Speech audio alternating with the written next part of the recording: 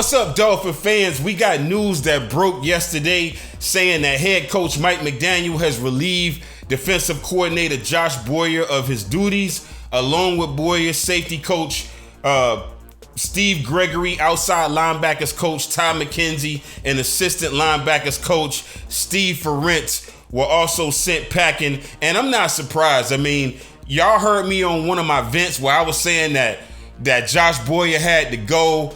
And when I look at the last game that we played against the Bills, our defense played well enough to win.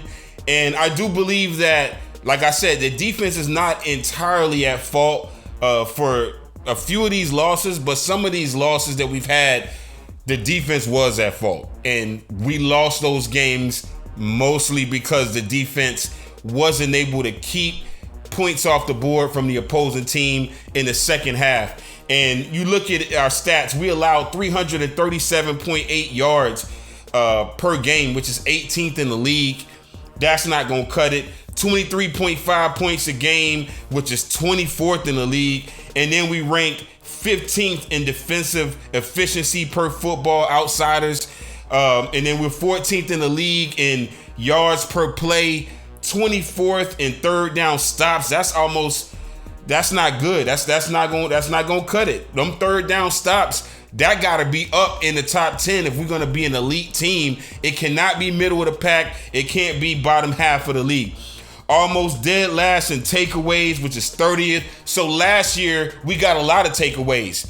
And when we fired Flores, a lot of fans were hearing from reports that Josh Boyer was actually the one responsible for the defense being as successful as it was last year, and that Flores was just kind of a face of the defense. He wasn't really the one pulling the strings. We see this year that that's not true.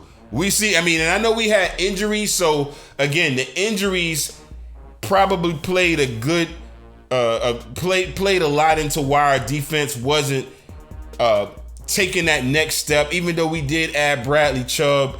But defense in the secondary did hurt us, or just players not being available did hurt us.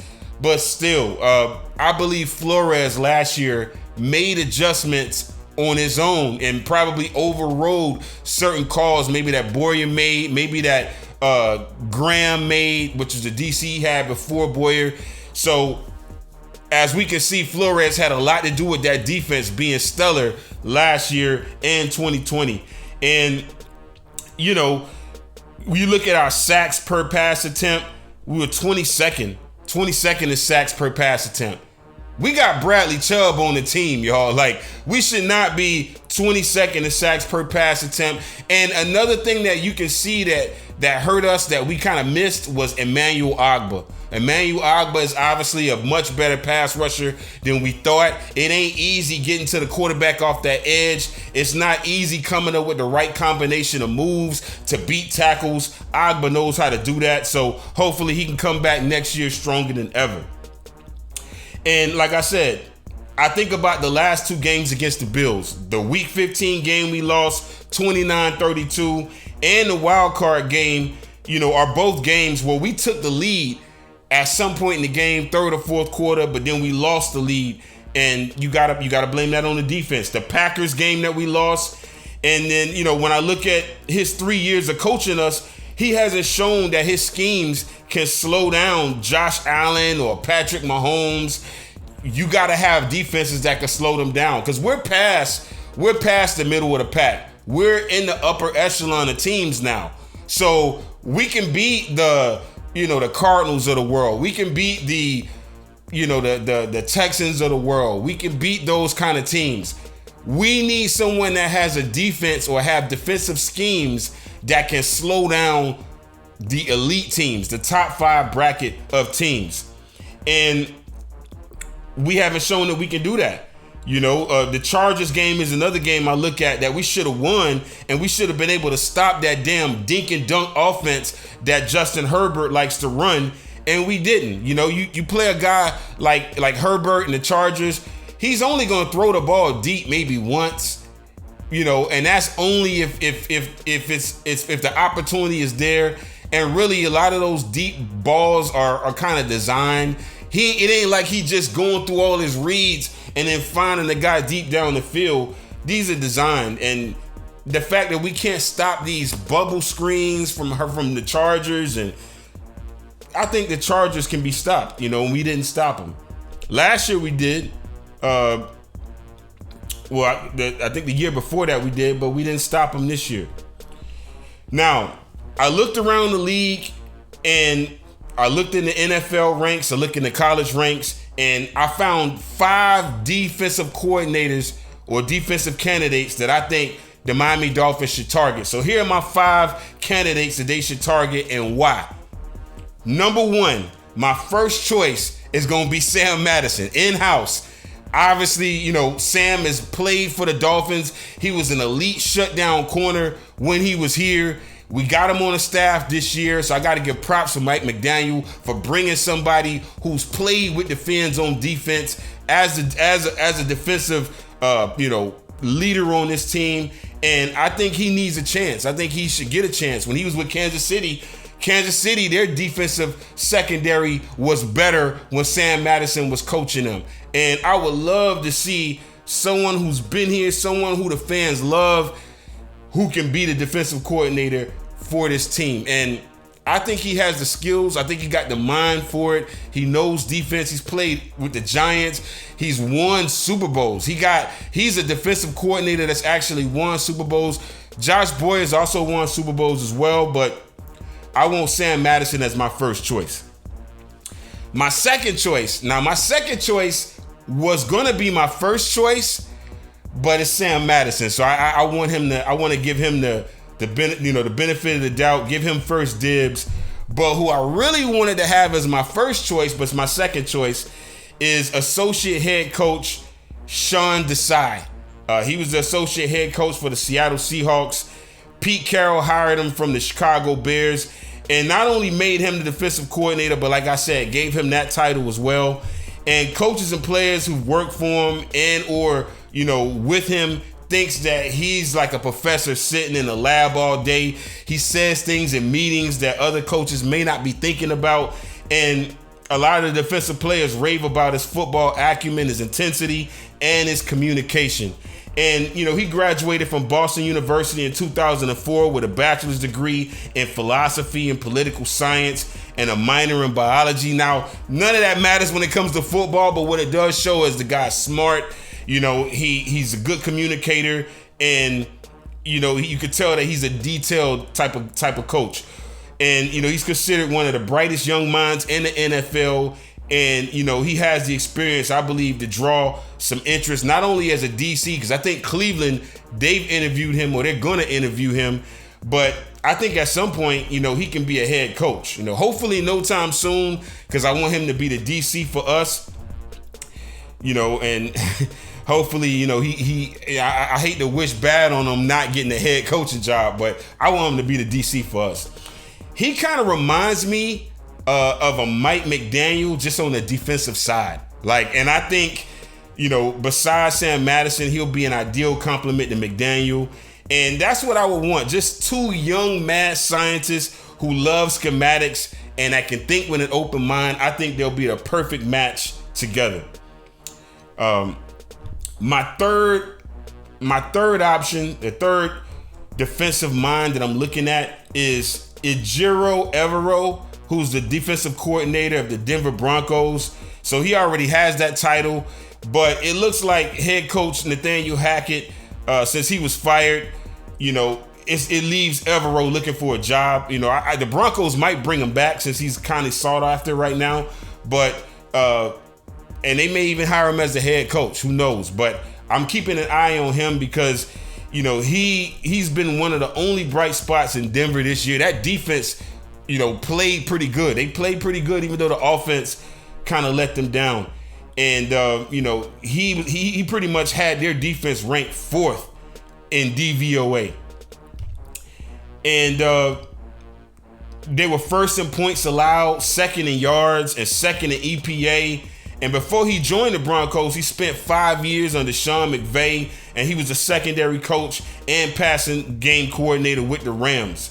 He's 41 years old. He spent time coaching under Monty Kiffin. And to all of the people who grew up watching these teams, watching the Buccaneers in the 90s, y'all know Monty Kiffin was a hell of a coach. That Tampa 2 defense still is used to this day. And to have, to be under his tutelage shows that he knows a lot of defense. He's also spent time coaching under Vic Fangio, I believe, when Vic was in Denver. He's learned under Dom Capers, Wade Phillips, and Raheem Morris during his 14 years in the NFL. So when you listen to those names, what that tells me is he has experience in both Tampa 2. Well, I'm going to say both Tampa 2, 4-3, and 3-4, because Dom Capers runs a 3-4 defense and runs a lot of zone blitzes. So Evero would know how to zone blitz with our defense. Wade Phillips runs the 3-4. And I believe he also does a lot of zone blitzing and exotic blitzing with 4 linebackers coming at you at any different time. Raheem Morris, I believe, runs a 4-3. So he's got experience with both. He'd be an excellent candidate. My third option would be, or my fourth option would be Eric Washington. He's the senior defensive assistant, defensive line coach for the Buffalo Bills. He's 53 years old, and he joined the Bills in 2020 as their D-line coach and was promoted to senior defensive assistant line coach before the start of this season. His first year with the Bills, they went to the AFC Championship game, which was last year. And in his second season this year, he helped lead them to rank first in the NFL in fewest points allowed per game, 17.0. We scored more points against the Buffalo Bills than other teams. And that was the first time that they allowed that low amount of points in franchise history, which is surprising. You think about Bruce Smith and John Talley. I'm surprised those defenses didn't average a lower amount of points per game. He did get experience as a defensive coordinator in Carolina from 2018 to 2019 under head coach Ron Rivera. Then he was promoted to defensive coordinator of the Panthers after Sean McDermott left to take the head coaching position in Buffalo. And then in 2018, he led the Panthers defense. They was 28th at the time, and he raised them up to 12th in interceptions. They were 32nd in passes defense, and he raised that up to 13th. And they were 18th in tackles for loss, and he was able to elevate that to 9th. So that's what I look for when I'm looking for a defensive coordinator. Did you make the previous squad better? Did you make their defense better? How did you elevate them when you were the defensive coordinator? And these defensive coordinators that I'm pointing out are elevators. They're elevators. My fifth choice would be, and this was kind of a tie between Jim Leonhard of Wisconsin. I went to the college ranks also, like I said. So Jim Leonhard from Wisconsin and Matt House from LSU. But I'm going to put Jim Leonhard as the fifth option. In 5 seasons at Madison, Wisconsin, Leonhard's defenses have finished 3rd, 34th, which was bad, 10th, 9th, and 4th in the nation. And they forced 112 turnovers. So you look at this season and you look at our defense, what dropped off was turnovers. We didn't get a lot of turnovers, and we need to have that. We need turnovers. We need to be forcing more turnovers next year, definitely. And then my dark horse candidate is Matt House, like I said, out of LSU. Longtime NFL assistant. He was on the verge of turning the Kentucky defense into a legit factor in the SEC, but then he left in 2019 for a job with the Kansas City Chiefs. He returned into the college game and the SEC this offseason, and he led Brian Kelly's defense, to being in the top tier. So Matt House is my dark horse option that I think the Dolphins should look at. Only thing about Matt House I worry about is he moves around quite a bit. He might be our defensive coordinator and then be looking for another job halfway into the season or next year. We need somebody that's going to try to stick and stay for at least another 3 years, because I believe we're like 2 or 3 years away. We're 1 year away, really. 1 to 2 years away from going to the Super Bowl with this offense that we got, especially if we can add some of the pieces that I'm going to talk about through the draft or certain complementary pieces that I think could take the offense to the next level. I got videos on that coming. And I think there's some pieces we can add on defense to take them to the next level. If we can add those, we're going to the Super Bowl in a year or two. So those are my candidates for the defensive coordinator position now that Boyer's gone. I've heard, Vic Fangio being mentioned. I like Vic, but he's older, and I want someone. We got a young team, so we got a young offensive coordinator. I want a young defensive coordinator, and I want us all to kind of grow together and spend these next 5 years with this young group of brilliant, talented, hard-working, hard-nosed, tough, physical individuals working towards going to the Super Bowl.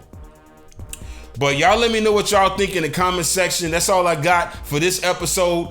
Y'all subscribe to the channel. Click the notification bell so you can hear it first. Till next time, signing off. TBFN, baby.